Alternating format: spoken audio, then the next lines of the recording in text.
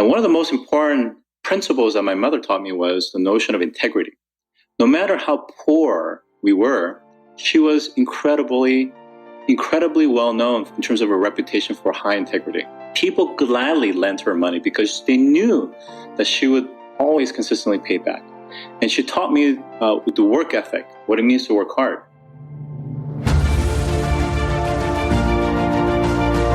Hello and welcome to the Daily Helping with Dr. Richard Schuster.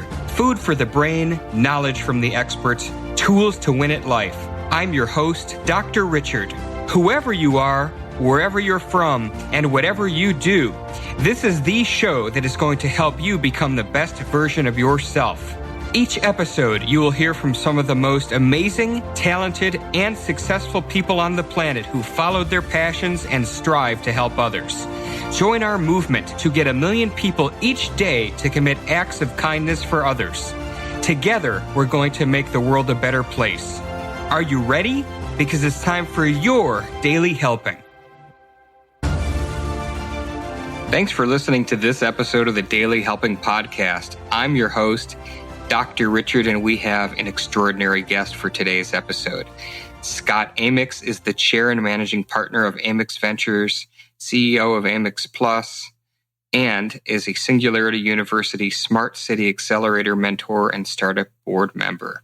He's a TEDx speaker, a thought leader, and author on the Internet of Things and the Fourth Industrial Revolution. Scott has been nominated to the World Economic Forum as a committee member for the future of the Internet and has been voted as one of the top 10 global speakers.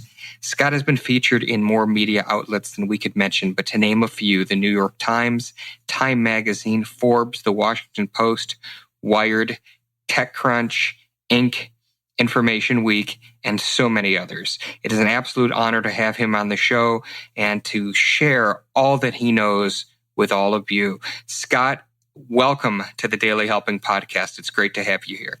It is a pleasure, and thank you so much for the invitation, Dr. Richard.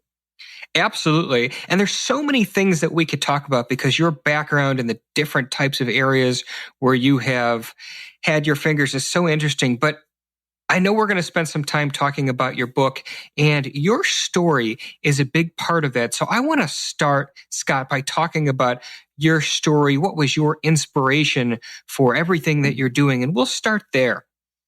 Great. Perfect. So I'll give you a quick summary, and then I'll actually dive deeper.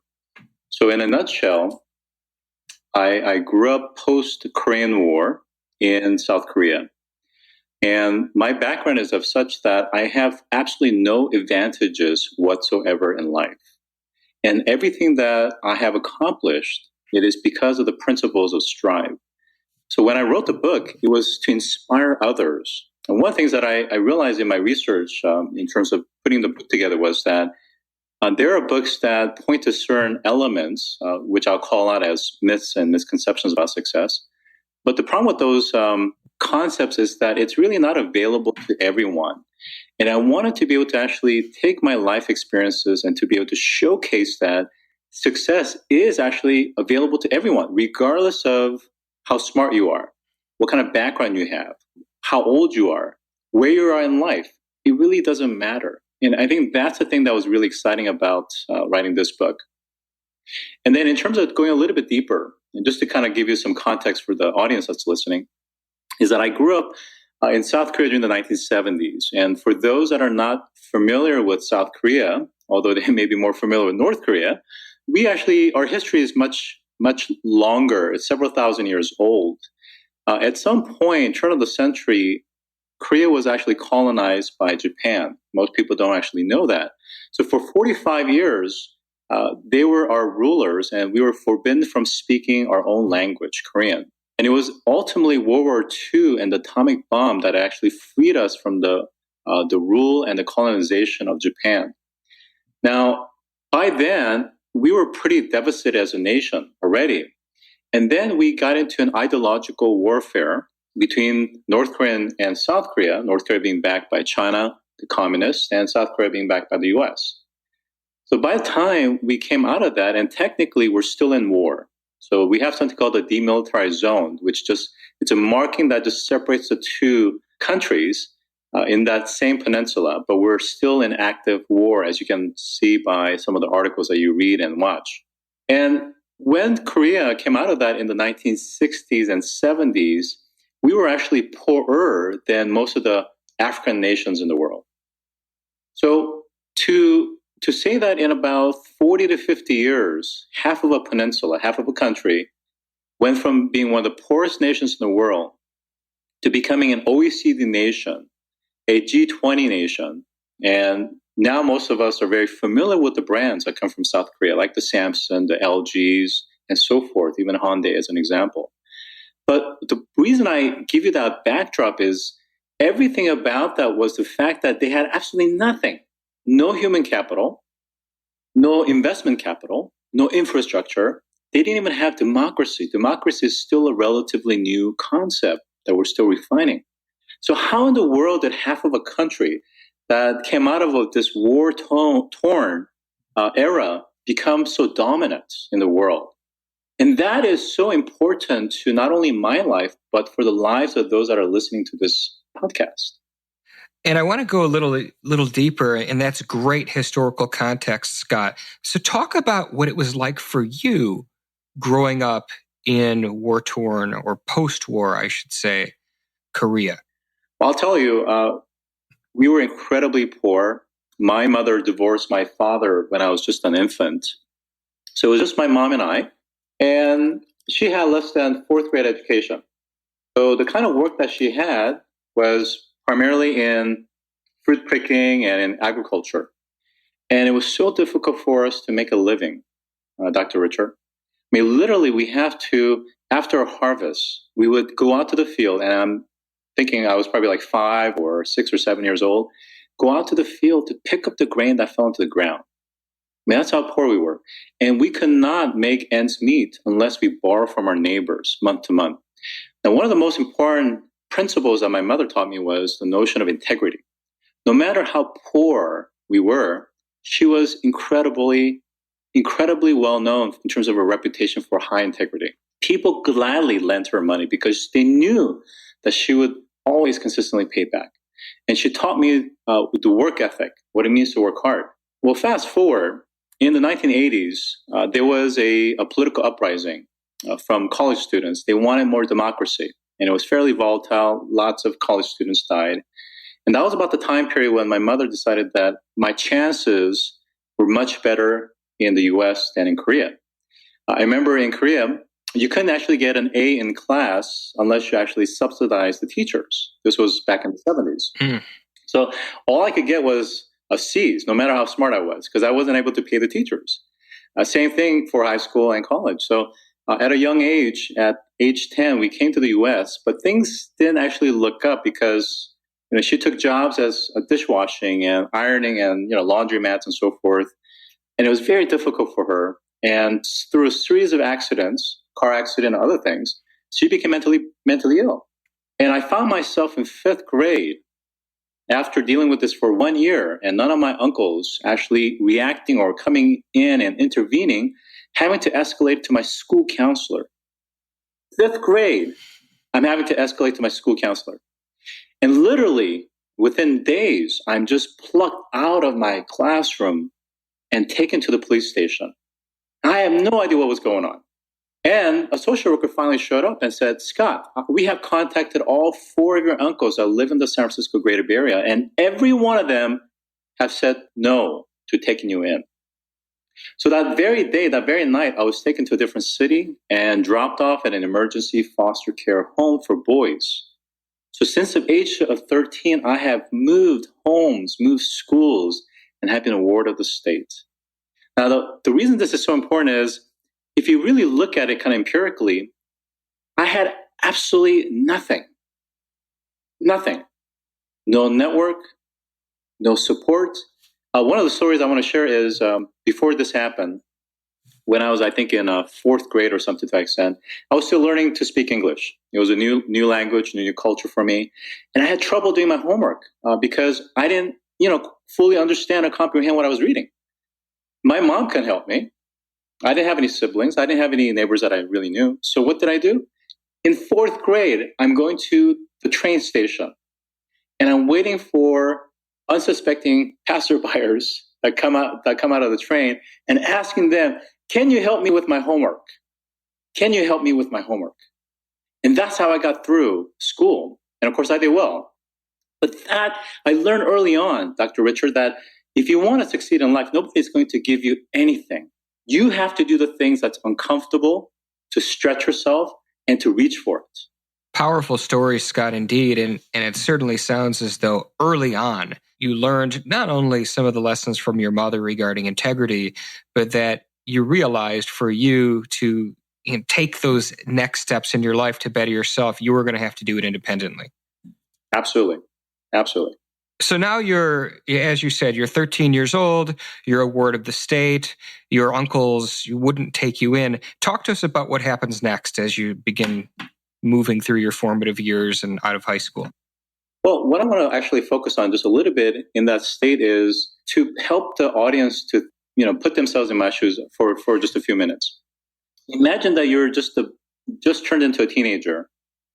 You don't have a father, you don't have any siblings, and what relatives that you have completely abandoned you. So at that point in my life, I was completely destroyed. I literally had nothing to grasp or hold on to. And I just had this incredibly heavy weight that I was carrying. Now, one of the things I was very fortunate in, and this is about how life sometimes deals hard things. But in many times, just as some of the songs that we hear, is that it's actually in disguise a blessing.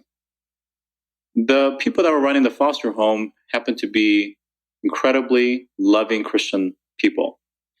And they insisted that all the foster boys would go to church with them.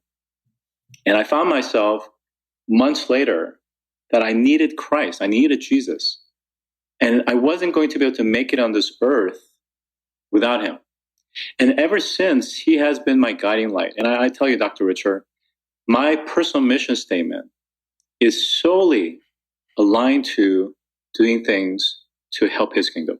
Specifically, my mission statement is to go into some of the most volatile regions in the world and to bring fourth industrial revolution to transform those nations, those regions, so that local people can have jobs, they can have their own industries, and ultimately to stabilize those regions and those nations. That is my lifetime goal. When did you realize that was your goal? Well, it's been a life journey, I tell you, because when you go through a life experience like the one that I have, and it's amazing because some of the most successful people come from broken homes and incredibly difficult backgrounds, is that everyone has a flame inside.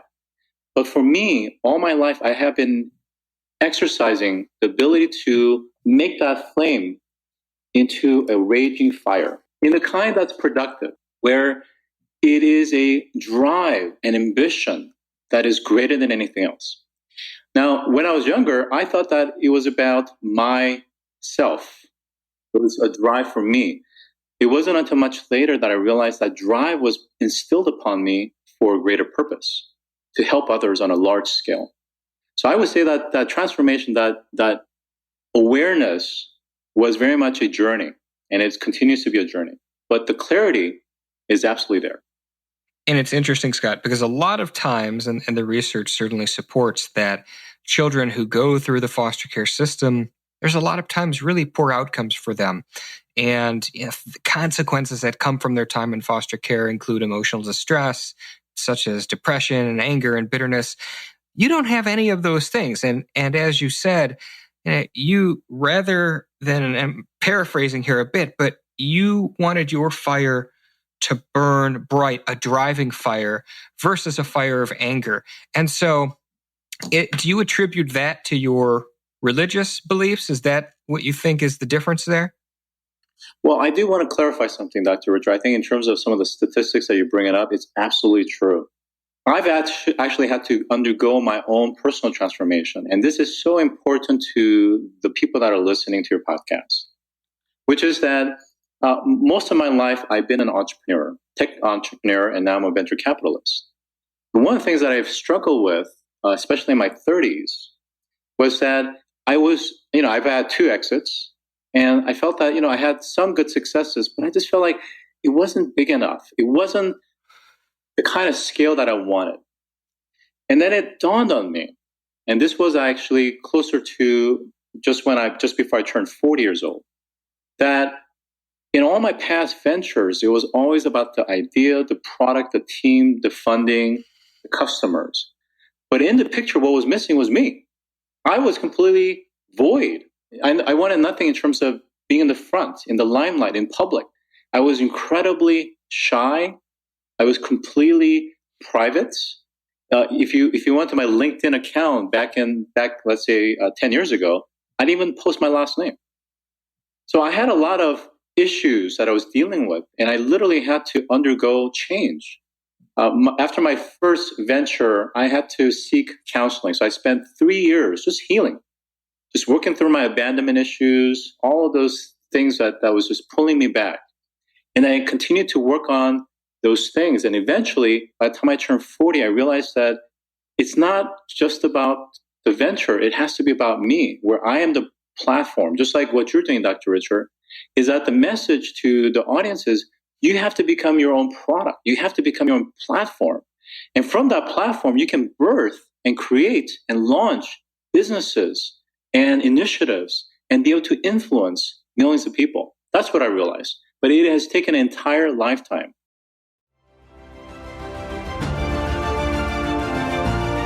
Hey guys, Dr. Richard here. For the past 7 years, I've been privileged to bring you incredible guests who are changing the world and can help you become the best version of yourself. I'm really excited to share with you a new quiz that I created based on my clinical training that will curate for you a custom list of my top episodes and actionable strategies to help you wherever you are on your journey. All you need to do is go to drrichardschuster.com to take it, and it's 100% free. You'll be taking the next step on the journey to unlocking the power of you, and I can't wait to see where you'll go.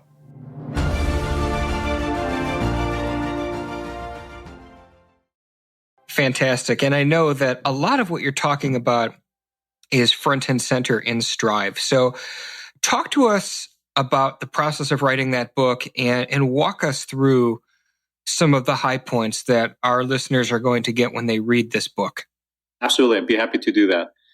When I started to dig this into kind of the success genre, was that there's a lot of myths about what creates success. So, for example, we're told that if we are passionate about something, that we'll become successful. Right? Do what you love, success will follow. Well, that's not exactly true, because there are lots of people, whether it's artists or actors or business people, and YouTube is full of them. But yet, passion doesn't always equate into huge success. Another thing that we're told is you got to put in a lot of hours, 10,000 hours into sports, piano, whatever that craft is. But the reality is all those kids who play soccer, some other sports, or some skill for 10, 15 years rarely ever make pro or go to the Olympics or become incredibly famous. Then there's other things about you got to be special, you got to be smart. Or Malcolm Gladwell says, well, you got to be born in a certain year, or you have to have a certain family upbringing, or even luck. All of those things, the problem with those things, Dr. Richard, is that it's not available to everyone. It just isn't. And that was certainly my case. But what I realized through my life experience is that there is a positive way to move your life in the direction of success that you never dreamed possible. And I want to share that methodology with this audience very briefly, which is that problem number one is many times, in order for us to realize success, we first have to disrupt ourselves. Most of us are on autopilot, and you've read books about habit and so forth. But those habits anchor us down, and we don't realize it. But unless we actually become proactive and become disruptive in disrupting ourselves, we can actually step outside of our comfort zone. That's step number one. Now, the methodology that I frame in the book is called Strive methodology. S in Strive stands for set a goal. Before you can forge ahead, you got to know where you're going. One of the things that I reference is Good to Great. Jim Collins, not in the book, but in terms of sharing this concept with you, is that Jim Collins talks about something called level 5 leadership. And it's about leaders who have a greater purpose than themselves. And the reason that's so important is that your guiding light for the rest of your life has to be more than just about money, fame, or glory. It's got to be something bigger for society, for your family.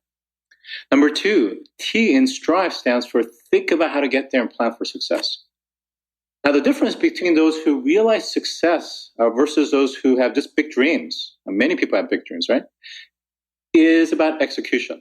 How well you execute. And do you know the steps that's going to get you to where you want to go? Now, one of the things that's very important is taking that lifetime goal, breaking it down by decades, then yearly, then monthly, then weekly, so that everything that you do, small and big, on a daily basis, has to get you closer to that long-term goal. Number 3, R in Strive stands for risk. You got to embrace the risk. And this is probably one of the hardest things for the listeners, is that many of us are scared of a lot of things, scared of speaking on stage, scared of changing jobs, going back to school, confronting a particular relationship. Whatever it is, it's about the fact that you got to do the thing that's hardest for you. That is the first step to breaking out of that mold, that habit. And it's only when you stretch yourself that you begin to make huge gains. Number 4, I in Strive stands for insights. What did you learn from that uncomfortable change? One of the things that many of us, I think, struggle is this notion of lack of self-awareness. Entrepreneurs have it, CEOs of big companies have it. It's important that when we're progressing in this direction, we are intentional about self-examination. When we try something and it didn't go quite well, or maybe we even just outright failed, that's okay, but you have to gather insights about you. Figure out what you've learned by taking those risks and continually tweak your approach. Number 5, V in Strive stands for verify progress. How do you know you're going in the right direction? I mean, just like when we drive, we check Waze and GPS, we have to verify our progress. And your progress meter has to be quantifiable. It has to demonstrate tangibility in terms of moving you incrementally towards that ultimate goal. And lastly, E in Strive stands for enhance yourself mentally and physically. And one of the things I've learned throughout my life is that when I was younger, I used to literally just work until I just collapsed. And as a result, I have a herniated disc and all sorts of things. And I realized that the journey has to be holistic. It's not good enough that you acquire new knowledge and expertise and sharpen your mind. You also have to consider your physical, emotional, and spiritual needs. So one of the things I do every morning is I start with the Bible, I exercise, and I meditate. So when I sit down to work, my mind is clear. I'm productive. And when I interact with people, I'm at my best. So think holistic. Don't try to slave your way into success and neglect your body, relationships, or your emotional, spiritual needs. I love that, Scott. And that last piece in particular, I think is so important for those of us listening that are entrepreneurs, because I think one of the great entrepreneurial lies that we tell ourselves is, one more email, one more RFP, one more. And all of a sudden, it's 8:30 at night and we've worked through dinner and we missed spending time with our kids. A mentor of mine once told me, and this, what you said echoes this a little bit, that the work will always get done. And I took that to mean that it's okay to shut that laptop. And so when you are talking about taking care of yourself spiritually and physically, that really resonates with me because that is so important. I mean, Stephen Covey, talks about sharpening the saw, which is a little different, but not that different and very important. So putting it all together, S is for set a goal. The T is for thinking about how to get there. R is for the risk. The I is for insights. And V is verifying progress. And E is enhance. I want to jump back to the R because there are a lot of people who hearing this would say, I've got that stable job. These are volatile times. I just can't do it. There's too much to lose by stepping outside and walking away from this desk job that I've had for 10 years. I know that's a fear that resonates with a lot of people. What would you say to somebody who's of that mindset? Let me tell you some facts. I've contributed to academic and journals and other publications. And the story I'm going to tell you is around retail disruption. It doesn't take much to just pick up a newspaper or read an article to see what's happening on the retail side. These are shopping malls, department stores, clothing retailers, Toys R Us, you name it. They are going out of business left and right. And that list is just growing by the day. And we have yet to fully understand the implication of that. And why am I bringing that up? That is just one industry. For those that have been in maybe services or technology, HP, Microsoft, IBM, you name it, they have gone through rounds and rounds of termination. Thousands of people have lost their jobs because we don't buy server racks anymore, and hardware in the sense of mainframes, as an example. Things are changing rapidly, but the problem is we can choose to be displaced, or we can choose to take a proactive stance. The story that I will share with you as an analogy is the movie Hidden Figures, which is about these human computers, if you recall, that worked at NASA. And the human computers were deathly afraid when IBM mainframes came into the picture because now they won't need the human computers. And that's kind of how most of us feel, right? Whether it's AI, whether it's IoT, whether it's blockchain, it doesn't matter what it is. We think, hell, I hope I retire or I'm dead before this happens. That's exactly what I hear at the end of a conference or a speech at these global events that I speak at. But that is a wrong attitude. That supervisor in that movie did something that really demonstrates the concept of strength. Instead of quaking in her fears, she chose to go to the library, taught herself the programming language to be able to manage and operate the mainframe, and then in turn taught her colleagues. So when it came down to actually putting the mainframe into full operation, they actually needed people to actually run it and program it. And they didn't have enough people that knew how to do that. And guess what? This supervisor, along with her peers, stepped up and they started to co-create. In other words, if we don't continually transform ourselves and evolve ourselves, we're going to be displaced. But if we are proactive, we're going to find ourselves in an opportunity that didn't exist before. That's a very important piece. And again, I just want to be very clear. Your journey is your journey. It doesn't always mean just simply leaving your job. But what if you stayed at your job, but you took classes at the Singularity University or an online class? You learned about data science. You learned about AI. You learned about robotic process automation. You learned about the things that's important, that's becoming the new foundational pieces of organizations, processes, business models. Does that, in fact, enhance your marketability?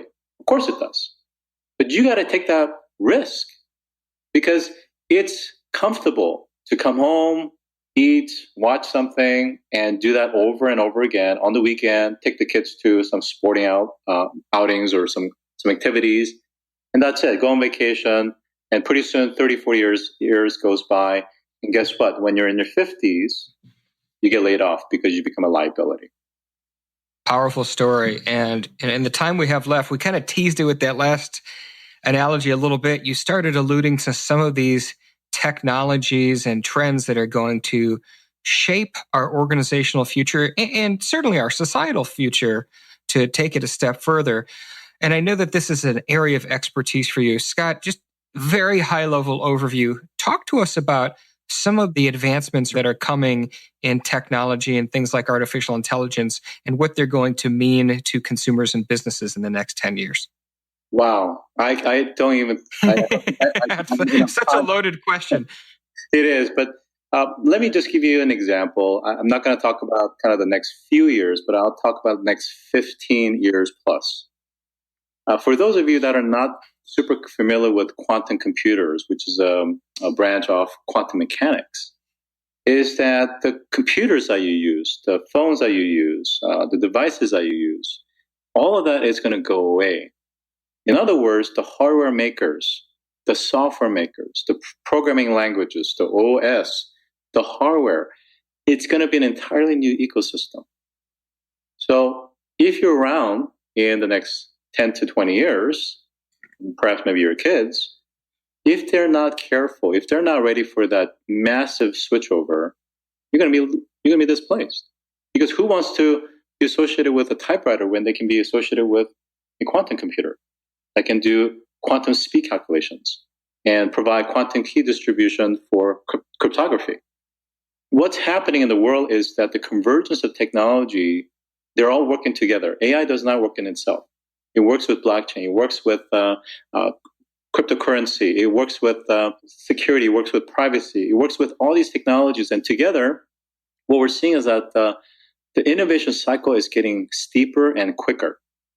So unless you stay on your toes and you're continually refining your skills and acquiring new knowledge, you're going to be left behind. That's the common theme that we've certainly talked about is, or at least in the last few minutes, is being aware of where these trends are going so that you are marketable and ready to adapt for what's coming next, because what's coming next is going to be radically different than what we've got right now. That's right. So without that, I want to make sure there's a strong call to action.